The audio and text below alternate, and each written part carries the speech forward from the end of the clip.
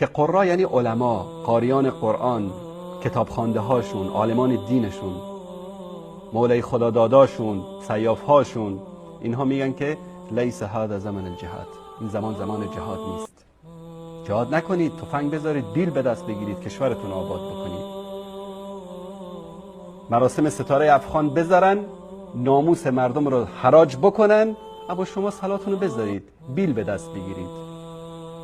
این بیل تو سرت بخوره. تو که زمانی که در مقابل روس‌ها جهاد کردید، افغانستان رو ویرانه کردید، به خاطر چی بود؟ به خاطر که کفار اومده بود در افغانستان. چه فرقی بین کافر روسی و کافر آمریکایی است؟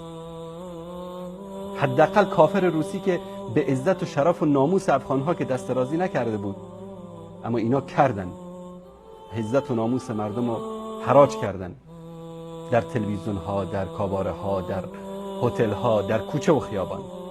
هدف از این صحبت هایی نیست که ما دعوت به کشتار و به جنگ و به خونریزی یا طرفداری از فلان گروه. ما روزی در مورد مسئله صحبت کردیم، پیام ها دوستان شما از طالبان طرفداری میکنید. نه، ما از هیچ گروه، حزب، شخص، از هیچ کس طرفداری نمیکنیم.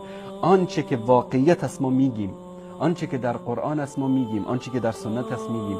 حالا این تطبیق میشه بر سر فلان گروه، فلان حزب، فلان شخص، این به ما ربطی نداره. کسی که میگه زمان جهاد نیست، لعنت خدا و ملائکه و همه انسان ها بر او باد، هر کسی که میخواد باشه.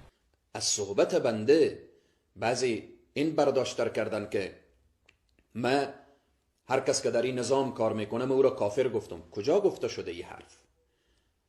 کار کردن یک بحث هست، حمایت یک بحث هست. چرا تفکیک نمی کنید؟ چرا از هم فرق نمیگذارید؟